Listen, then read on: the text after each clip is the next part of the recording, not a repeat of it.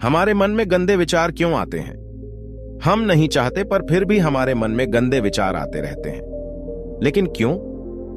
मन ही हमारा सबसे बड़ा दोस्त और मन ही हमारा सबसे बड़ा शत्रु है। जब हम अपने मन के हिसाब से चलते हैं तो मन हमें भटका देता है, और जब हम मन को संतुलित कर लेते हैं तो हम अपनी जिंदगी में सब कुछ पा लेते हैं। हम अपने मन में आने वाले गंदे विचारों को रोकने की कोशिश करते हैं, पर जितना हम रोकते हैं उतने ये विचार हमारे अंदर प्रवेश करते जाते हैं। आप जिस चीज से जितना दूर भागोगे उतनी ही वह चीज आपके पास आएगी। इसीलिए उस चीज से भागो मत, बल्कि उस पर संतुलन कायम रखो। एक बार एक युवक गौतम बुद्ध के पास आया और गौतम बुद्ध से बोला, हे बुद्ध, मेरे मन में इतने गंदे विचार क्यों आते हैं? मैं नहीं चाहता कि मेरे मन में गंदे विचार आएं, पर मेरे मन में हमेशा काम वासना के विचार चलते रहते हैं और मैं इनके बारे में सोच सोच कर बहुत परेशान हूं। मेरी ऊर्जा और समय ये सब सोचने में ही नष्ट हो जाते हैं, और ये सब विचारों की वजह से मैं कभी कभी शांत नहीं रह पाता और मैं हमेशा ही स्त्रियों को देखकर मोहित हो जाता हूं, अपने आप को रोक ही नहीं पाता। बुद्ध मुस्कुराए और उन्होंने उस युवक से पूछा, क्या तुम्हें पता है कि यह काम वासना होती क्या है? फिर लड़के ने उत्तर दिया और कहा, बुद्ध, मुझे तो नहीं पता कि काम वासना होती क्या है, परंतु हां, ये जो भी है बहुत बुरी चीज है। फिर बुद्ध ने उस युवक से कहा, सबसे पहले तो तुम्हें यह समझना है कि प्राकृतिक रूप से जो भी चीज हमारे अंदर है वह बुरी नहीं है। हमारे जीवन में उसकी कुछ न कुछ जरूरत होती है।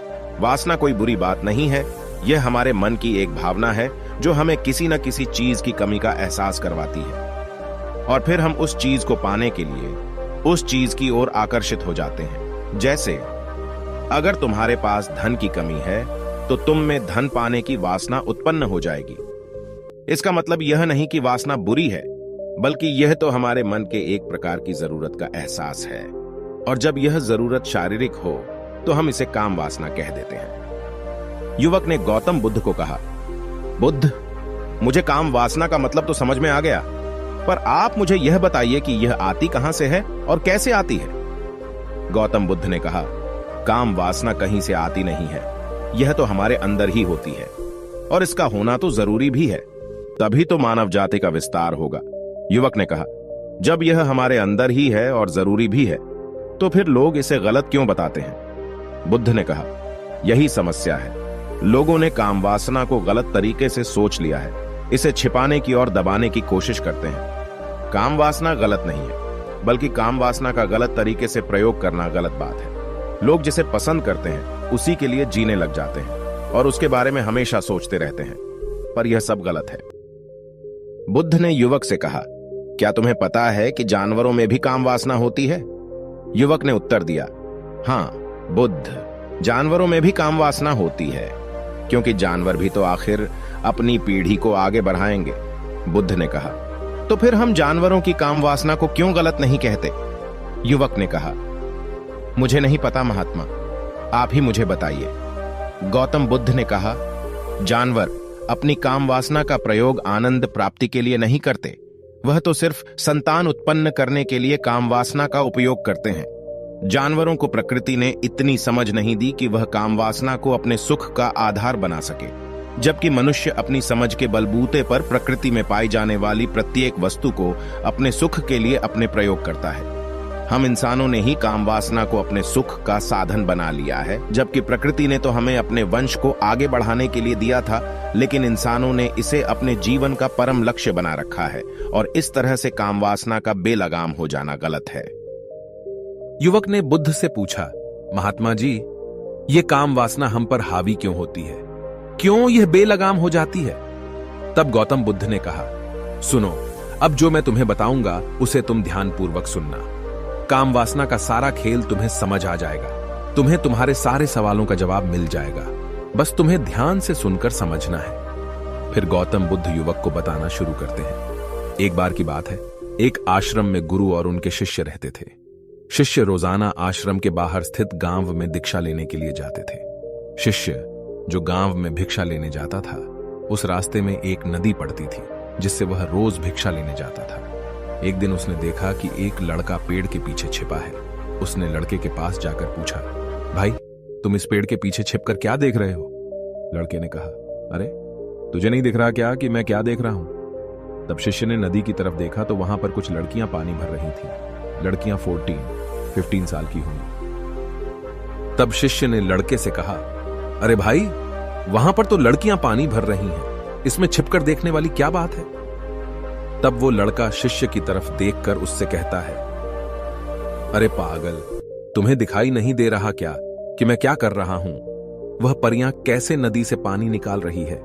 जरा उनकी अदाओं को देखो, उनके कोमल शरीर को देखो, उनकी पतली कमर मटके को उठाते समय कैसे बल खाती है, और उनके बाल उनकी कमर पर कैसे लहरा रहे हैं, मानो सुंदरता बिखरी पड़ी हो। शिष्य फिर नदी की तरफ देखता है और इस बार वह देखता ही चला गया। अभी तक तो उसे कुछ भी नजर नहीं आ रहा था और वह बिल्कुल निर्भय था। उसे किसी बात का कोई डर नहीं था, लेकिन अब वह छुपने लगा और उन लड़कियों को देखने लगा जैसे उसने कोई अपराध कर दिया हो। और जब वो छुपकर उन लड़कियों को देख रहा था तभी वो अंदर से कांप गया और उसने कहा कि यह मैं क्या कर रहा हूं?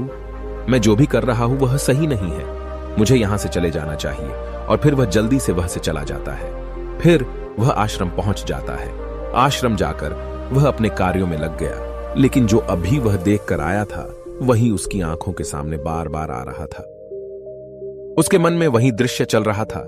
उसका मन वही सब कुछ देखने के लिए ललचा रहा था। उसका किसी भी काम में मन नहीं लग रहा था। सुबह होते ही वह रोज भिक्षा के लिए आश्रम से जल्दी निकल जाता और नदी के पास वाले पेड़ के पास जाता जहां वह लड़का पहले से मौजूद रहता था। उसके साथ मिलकर लड़कियों को छुपकर देखता था। अब वह रोज ऐसा करने लग गया। उसका मन अब किसी भी काम में नहीं लगता था। वह हमेशा किसी न किसी प्रकार के विचारों में उलझा रहता था। वह आश्रम के कार्यों को भी ठीक ढंग से नहीं कर पा रहा था। न वह ठीक से सो पाता था और न ठीक से खाना खा पाता था। उसका मन बेचैन सा रहता था। उसका मन बार बार उन लड़कियों के सौंदर्य को देखने के लिए ललचाता था। जब गुरु भिक्षा देते तब भी उसका मन कहीं और विचारों में खोया रहता था। गुरु ने अपने शिष्य की इन हरकतों को देखा। तब एक दिन गुरु ने शिष्य को अपने पास बुलाया और कहा, आज से मैं भी तुम्हारे साथ भिक्षा मांगने चलूंगा। तुम और मैं साथ साथ भिक्षा मांगने चलेंगे। तभी शिष्य ने गुरु को मना करते हुए बोला, नहीं गुरुदेव, आप परेशान क्यों हो रहे हो? मैं अकेले ही ठीक से भिक्षा मांग सकता हूं। गुरु ने शिष्य से कहा, ठीक है, तुम अकेले ही भिक्षा मांगने जाओ। इसके बाद शिष्य भिक्षा मांगने निकल गया। शिष्य के जाने के बाद गुरु भी आश्रम से निकल गए और शिष्य का पीछा करने लगे कि वह कहां जाता है, किससे मिलता है। यह सब देखने के लिए उसके पीछे पीछे चलने लगे। थोड़ी दूर जाने के बाद गुरु ने देखा कि उनका शिष्य एक लड़के के साथ एक पेड़ के पीछे अपराधी की तरह छिपा हुआ है और छिपकर कुछ देख रहा है। गुरु भी अपने शिष्य के पीछे जाकर खड़े हो गए, यह देखने के लिए कि आखिर उनका शिष्य क्या देख रहा है जिसके लिए वह पेड़ के पीछे अपराधियों की तरह छिपा पड़ा है। गुरु ने देखा कि उनका शिष्य पेड़ के पीछे छिपकर लड़कियों को देख रहा है जो नदी से पानी भर रही है। तभी गुरु ने शिष्य से कहा, क्या तुम लड़कियों से भी भिक्षा लोगे? गुरु की आवाज सुनकर शिष्य का मन घबराया और उसके पसीने छूटने लगे। वह थर थर कांप रहा था, जैसे किसी चोर को पकड़ते समय रंगे हाथों पकड़ लिया हो। उसकी हालत खराब हो गई। वह कुछ भी नहीं बोल पा रहा था। वह लड़का जो शिष्य के साथ था वहां से भाग गया, जिससे शिष्य और भी घबरा गया था। उसके मुंह से कुछ टूटे फूटे शब्द ही निकल रहे थे। वह अपने गुरु से भी नजर मिलाने का साहस नहीं कर पा रहा था। गुरु ने शिष्य की ओर देखा और कहा, मेरा शिष्य तो निर्भय है, उसे तो किसी भी चीज का डर नहीं है, लेकिन ये क्या, तुम तो डर के मारे कांप रहे हो। शिष्य ने गुरु से कहा, मुझे माफ कर दो, इसमें मेरा कोई दोष नहीं है। उस लड़के ने मुझे बहका दिया था, लेकिन मैं आपसे वादा करता हूं कि आज के बाद मैं कभी दोबारा ऐसा नहीं करूंगा। मुझे माफ कर दो। गुरुदेव ने कहा कि कोई बात नहीं, पर इस बात का तुम ध्यान रखो कि हम जैसी संगति करते हैं वैसा ही फल हमें प्राप्त होता है। हम जैसे संगति करते हैं उनके विचार हमारे अंदर प्रवेश करते हैं। इसीलिए अच्छी संगति करो ताकि तुम्हारे अंदर अच्छे विचार प्रवेश करें। फिर गुरु और शिष्य आश्रम लौट आए और फिर से आश्रम के कार्यों पर ध्यान देने लगे। उसने उस रास्ते को छोड़ दिया और दूसरे रास्ते से जाने लगा। वह अपने काम को ध्यान से करता था, लेकिन धीरे धीरे उसके अंदर क्रोध उत्पन्न हो गया और फिर वह दूसरे शिष्यों पर क्रोध करने लगा और बेचैन हो गया। अब वह सही समय पर भोजन भी नहीं करता था। वह भोजन भी बहुत कम खाता था। एक रात गुरु शिष्य के पास आए और उससे बोले कि तुमने मुझसे वादा किया था कि तुम अपना मन नियंत्रण में रखोगे। अब तक तुमने कितनी बार अपना वादा तोड़ दिया। यह सुनकर शिष्य अपने गुरु के चरणों में गिर गया और रोने लगा। रोते रोते ही उसने गुरु से कहा कि गुरुदेव, मैं कई बार अपना वादा तोड़ चुका हूं, फिर वादा कर लेता हूं, लेकिन हर बार मैं वादा तोड़ देता हूं। मेरा मन मेरे नियंत्रण में है ही नहीं। मैं बहुत कोशिश करता हूं कि मैं अपने मन से सारे बुरे विचारों को निकाल दूं, लेकिन मैं चाहकर भी ऐसा नहीं कर पा रहा हूं। फिर गुरु ने शिष्य को कहा, चलो मेरे साथ। गुरु शिष्य को आश्रम के बगीचे में लेकर गए और शिष्य से कहा, देखो यहां पर कुछ नालियां बनी हुई है जिससे नदी का पानी इन पौधों तक आ रहा है, और यह पानी निरंतर भाव से बह रहा है। क्या तुम इस पानी के बहाव को रोक सकते हो? शिष्य ने कहा, हां गुरुदेव, मैं इस बहाव को रोक सकता हूं। फिर शिष्य ने मिट्टी उठाकर उस नाली के छोर पर डाल दी। वह पानी थोड़ी देर के लिए रुक गया और फिर थोड़ी देर बाद उस रेत के ऊपर से पानी आया। गुरु ने शिष्य से कहा, अरे ये क्या, ये पानी तो रुका ही नहीं। फिर से उसने कुछ कंकर पत्थर उठाकर उसे नाली में डाल दी और फिर थोड़ी देर के लिए पानी रुक गया, लेकिन फिर थोड़ी देर बाद ही उन कंकर पत्थरों के ऊपर से पानी निकल आया। गुरु ने कहा, शिष्य यह क्या हुआ? पानी तो फिर से आ गया। तुम तो बोल रहे थे कि तुम इसे रोक दोगे। क्या हम किसी चीज को पूरी तरह से रोक सकते हैं?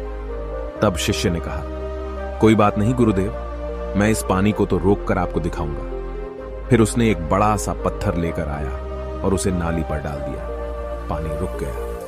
तब शिष्य ने गुरु से कहा, देखा गुरुदेव, मैंने कहा था ना कि पानी को मैं रोक दूंगा।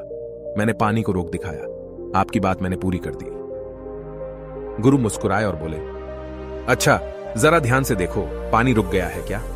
वो तो पीछे की नाली तोड़कर बाहर आ गया और अगल बगल से बह रहा है। और ध्यान से देखो, इस पत्थर के आगे भी आ गया और यह पानी अपना रास्ता बदलकर फिर से आगे की तरफ बह जाएगा। फिर थोड़ी देर बाद ऐसा ही हुआ। फिर गुरु ने शिष्य को समझाया, तुम्हारे साथ भी तो ऐसा ही चल रहा है। तुम बार बार प्रयास कर रहे हो, बड़े से बड़ा प्रयास कर रहे हो, पर हर बार तुम्हारा प्रयास टूट रहा है और यह हमेशा टूटता ही रहेगा। यह पत्थर तुम्हारा प्रयास है और यह पानी तुम्हारे विचार। तुम कितना भी बड़ा पत्थर रख लो, लेकिन पानी तो अपना रास्ता बना ही लेगा। यह देखकर शिष्य ने पूछा, हे गुरुदेव, क्या कोई तरीका नहीं है जिससे मैं गंदे विचारों से बाहर निकल सकूं? गुरु ने कहा, एक तरीका है। यह पानी जिस नदी से आ रहा है, तुम वहां से इस पानी का रास्ता ही बदल सकते हो। गुरु शिष्य को एक नदी के पास ले गए जहां से उस बगीचे में पानी आ रहा था। गुरु ने शिष्य से कहा, वो पानी इसी नदी से जा रहा है। अगर हम यहीं से उसका रास्ता बंद कर दें जहां से पानी बगीचे में जा रहा है, तो क्या हम पानी को रोक नहीं सकते? शिष्य ने कहा, हाँ गुरुदेव, अवश्य ऐसा हो सकता है। मैं इस पानी को यहीं से बंद कर देता हूं। तब आगे की नाली में पानी जाएगा ही नहीं और फिर बगीचे में पानी ही नहीं जाएगा। फिर गुरु ने कहा, शिष्य अगर पानी बगीचे में नहीं जाएगा तो पेड़ पौधों को पानी कहां से मिलेगा? उन पेड़ पौधों को तो पानी की आवश्यकता है। फिर शिष्य ने विचार किया और कहा, मेरे मन में तो यह बात आई ही नहीं, इस पानी का बगीचे में जाना जरूरी भी है। गुरु ने कहा, और उन पेड़ पौधों में कुछ ऐसे हैं जिनको रोज पानी की आवश्यकता है, वो तो मुरझाकर मर ही जाएंगे। पानी तो हमें खोलना ही होगा। शिष्य ने गुरु की बात सुनकर पानी का रास्ता खोल दिया। तब गुरु ने पूछा, अगर हम इस नदी के पूरे पानी को बगीचे की तरफ मोड़ दें तो क्या होगा? शिष्य ने उत्तर दिया, गुरुदेव, वहां पर जितने भी पेड़ पौधे हैं वो सब गलकर नष्ट हो जाएंगे और वहां पर कुछ नहीं बचेगा। गुरु मुस्कुराए और बोले, तुम इस बात को समझो, हमें किसी भी चीज को रोकना नहीं है, बस हमेशा संतुलन बनाए रखना है। कम पानी से भी पौधे नष्ट होते हैं और ज्यादा पानी से भी पौधे नष्ट होते हैं। हमारा जीवन संतुलन से ही चलता है। गुरु ने शिष्य से कहा, अगर मैं तुम्हें कुछ कहूं कि तुम आम के बारे में मत सोचो, तो तुम्हारे मन में सबसे पहले किसका चित्र आएगा? शिष्य ने बोला, गुरुदेव, मेरे मन में तो पहला चित्र आम का ही आएगा। गुरु ने कहा, जब हम गंदे विचारों को जबरदस्ती रोकने का प्रयास करते हैं तो वे और भी मजबूती से हमारे अंदर प्रवेश करते हैं। इसीलिए हमें उन्हें कभी भी दबाने की कोशिश नहीं करनी चाहिए। फिर गुरु ने शिष्य को कहा, हमारे गंदे विचार बुरे लोगों की संगति करने की वजह से भी आते हैं। कभी कभी कामुकता हमारे अंदर होती नहीं है, लेकिन कुछ अश्लील लोगों के साथ रहने की वजह से ये हमारे अंदर हावी हो जाती है। फिर शिष्य ने कहा, गुरुदेव, आप सही कह रहे हैं, मैं अपने मार्ग से भटक गया था। फिर वह शिष्य उस रात बहुत ही चैन की नींद सोया। सुबह अपने कार्यों को पूरे मन से किया और फिर सुबह वह भिक्षा लेने के लिए उसी रास्ते से गया जहां वह लड़का आज भी पेड़ के पीछे छुपकर उन लड़कियों को देख रहा था।